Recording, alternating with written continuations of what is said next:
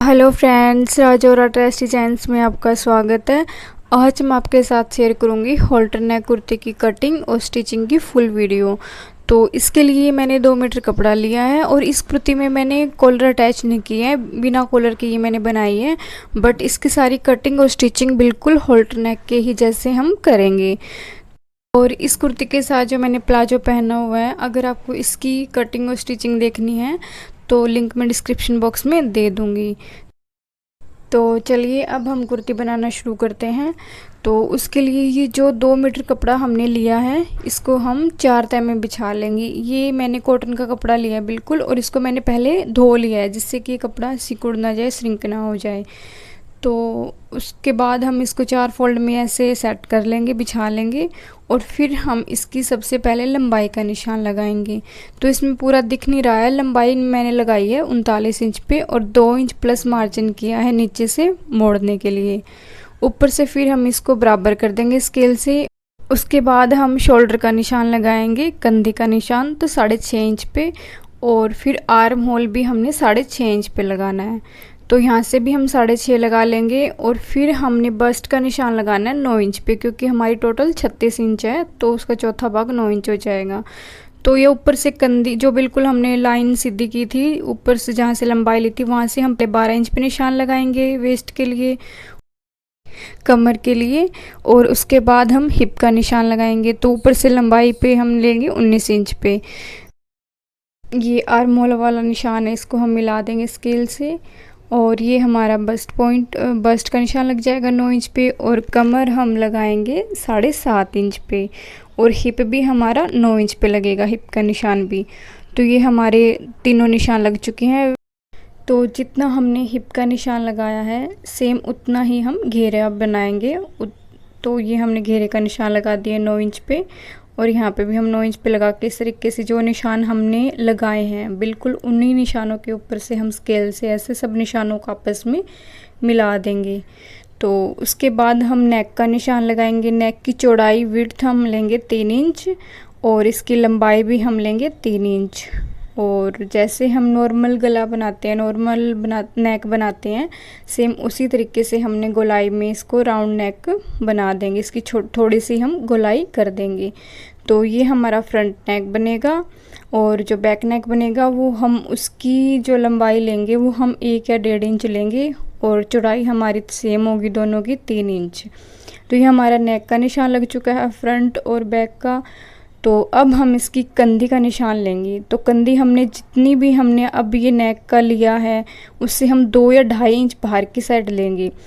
जितना हमने नेक का निशान लगा दिया उसका 2 या 2.5 इंच हम ले सकते हैं। मैं यहाँ पे 2 इंच के ऊपर निशान लगा रही हूँ।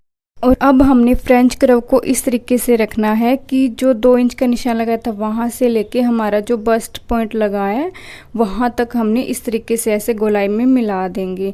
और फिर अगर आपके पास फ्रेंच कर्व नहीं है तो नीचे से जो आर्म होल का निशान लगा था वहाँ से लेके ऊपर की साइड 1 इंच पर निशान लगाएंगे और फ्री हैंड शेप दे देंगे। तो ये मैं शोल्डर डाउन कर दूँगी ½ इंच। तो ½ इंच हमने शोल्डर डाउन करने हैं, कंधी को थोड़ा झुकाना है। और अब ये मार्जिन के लिए मैंने 1.5 इंच एक्स्ट्रा लिया है, हिप से मैंने 1 इंच लिया है।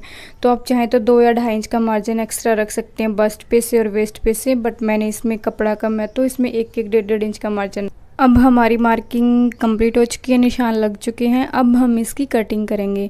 तो कटिंग करते टाइम हमने जो नेक कटिंग किया था और आर्म होल कटिंग किया है वहाँ से हम आधा इंच बाहर की साइड से मार्जिन रखते हुए कटिंग करेंगे। बाकी चेस्ट और जो वेस्ट और हिप है वो हमने बिल्कुल जो निशान लगाए थे उसी के ऊपर से कट कर देंगे, और छोटे छोटे नोचेस दे देंगे जिससे सिलाई करते टाइम कोई भी प्रॉब्लम ना हो, कोई दिक्कत ना हो, और हमारी सिलाई अच्छे से बिल्कुल इक्वली लग जाए। अब हम इसका फ्रंट नेक बनाएंगे। तो उसके लिए पेस्टिंग मैंने ले ली है। तो पेस्टिंग के ऊपर 3 इंच का हम इसमें चौड़ाई का निशान लगाएंगे और 3 इंच ही लंबाई का निशान लगाएंगे। तो वो जो मैंने कपड़े के ऊपर लगाया था सेम, अगर आप कपड़े के ऊपर डायरेक्ट पाइपिंग से बनाना चाहते हो तो वैसे भी बना सकते हो, बट मैं इसको फ्यूजिंग पेपर पे बनाऊंगी।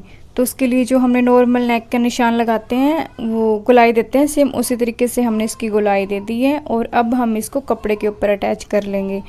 तो कपड़े के ऊपर ऐसे चिपकाने के बाद फिर हम इसके ऊपर से सिलाई लगा लेंगे जो हमने मार्जिन रखा है। अब हम इसको हमारे फ्रंट पार्ट के ऊपर रखेंगे और इसकी सिलाई कर देंगे। सबसे पहले हमने बीचों बीच सिलाई लगानी है, उसके बाद हमने जो निशान ये कट किया था गला पेस्टिंग पे, इसके साइड में से निशान लगाना सिलाई लगानी है और फिर आधा इंच का मार्जिन रखते हुए हम इसको कट करके ऐसे फोल्ड कर लेंगे और उसके बाद हम तुरपाई कर लेंगे और तुरपाई करने के बाद फिर इस तरीके से दिखेगा। तो अब हम इसका बैक नेक बनाएंगे। बैक नेक बनाने के लिए भी हमने फ्यूजिंग का यूज़ किया है। तो सबसे पहले हम 1.5 इंच की ऐसे लंबाई लेंगे और 3 इंच की चौड़ाई लेंगे। तो नॉर्मल जैसे हमने गला बनाया है सेम उसी तरीके से इसकी ऐसे हल्के से गोलाई दे देंगे और ये 1 इंच का मार्जिन रखते हुए हम बाहर को इस तरीके से इसका मार्जिन रख लेंगे। तो ये हमारी बैक नेक की गोलाई हो जाएगी। उसके बाद हमने जो ऊपर से निशान लगाया था 1.5 इंच पे, वहीं पे इंची टेप को रखेंगे और फिर इसका नीचे 4 इंच पे ऐसे इस तरीके से निशान लगा देंगे। जहाँ पे हमने 1.5 इंच का निशान लगाया था वहाँ पे इंची टेप रखना है और फिर ये आधा इंच का ऐसे रखेंगे तो हमारा डबल करेंगे तो 1 इंच हो जाएगा। तो यहाँ पे आधा इंच का ऐसे इस तरीके से निशान लगाएंगे और फिर सीधा जो हमने मार्जिन लिया था वहाँ तक हम इसको मिला देंगे। ये निशान लगने के बाद जो निशान हमने लगाए हैं पेंसिल से सेम बिल्कुल उसी के ऊपर से हम इसको नेक को कट कर लेंगे और फिर ये जो बीच में से हमने जो गोलाई दी थी वहाँ से भी हम कट करके अब हमने यहाँ पे बिल्कुल जहाँ से कट किया वहाँ से 1 सेंटीमीटर का ऐसे हमने तिरछा स्लांट में निशान लगाना है और फिर इसको हम इस कपड़े के ऊपर चिपका लेंगे और ये हम लूप बना लेंगे। तो ये लूप मैंने 1 इंच का कपड़ा लिया है, चौड़ाई में 1 इंच का, और लूप हमने बना लिया है। तो ये जो पेस्टिंग पे कट किया था हमने गला, उसको कपड़े के ऊपर चिपका लिया है और हमारा ये लूप भी बन चुका है। और कपड़े के ऊपर चिपकाने के बाद हमने इसको तैयार कर लिया। अब हम इसको मेन कपड़े के ऊपर रखेंगे और इस तरीके से हमने सिलाई लगानी है। तो ये जो हमने तिरछे में निशान लगाया था बिल्कुल हमने बारीकी से यहाँ पे सिलाई लगानी है ध्यान से, और लूप है वो हमने साथ ही इंसर्ट कर लेना है, इसके साथ ही हमने रख लेंगे। अब चाहे तो बाद में भी लगा सकते हैं लेकिन मैंने ये बिल्कुल साथ में लगाया है। और जो लूप लगाया इसके ऊपर 2 से 3 बार सिलाई को हम रिवर्स कर देंगे जिससे कि ये पक्का हो जाए, निकले ना। फिर उसके बाद हम इसको साइड में से ये जो बची हुई सिलाई है इसको कंप्लीट कर लेंगे। तो ये हमारी सिलाइयाँ लग चुकी हैं।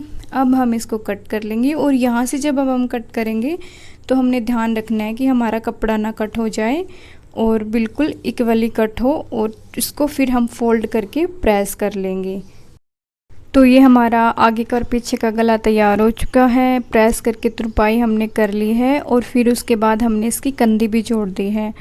तो अब हम इसकी कंधी जोड़ने के बाद हम इसकी जो साइड में आर्म होल है उसकी फिनिशिंग करेंगे। इसके लिए मैंने ये 1.25 इंच की पट्टी ले ली है। फिर इस पट्टी को हम ऐसे डबल फोल्ड करेंगे और जो हमारा मेन कपड़ा है उसके ऊपर रखेंगे।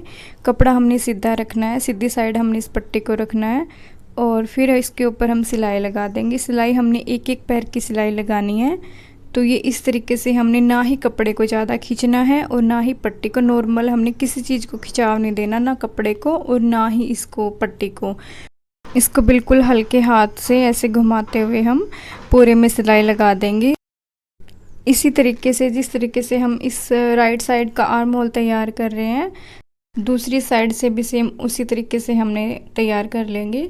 तो ये पट्टी हमने दोनों साइड सेम लगानी है। मैंने 1.25 इंच की पट्टी ली है, फिर उसको हम डबल फोल्ड करेंगे और कपड़े को हम सीधा रखेंगे, उसके ऊपर फिर पट्टी रखेंगे, एक पैर की हम सिलाई लगाएंगे।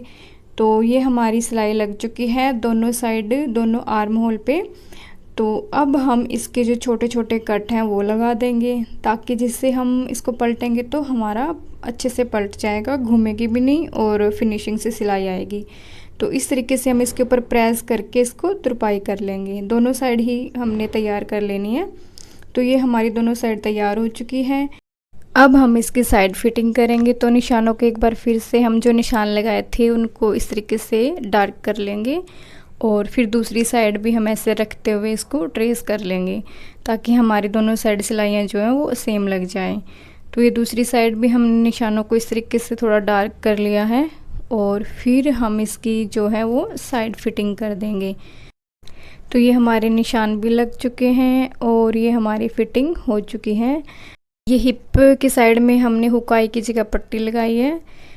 अब हम इसके स्लिट मोड़ देंगे और फिर नीचे से घेरा फोल्ड कर देंगे। तो घेरा फोल्ड होने के बाद ये हमारी कुर्ती कंप्लीट हो चुकी है। आप इसके फाइनल लुक देख सकते हैं। अगर आपको कुर्ती की कटिंग और स्टिचिंग अच्छी लगे, समझ में आई हो, तो प्लीज़ वीडियो को लाइक और कमेंट ज़रूर करें और चैनल को सब्सक्राइब करें। Thank you so much.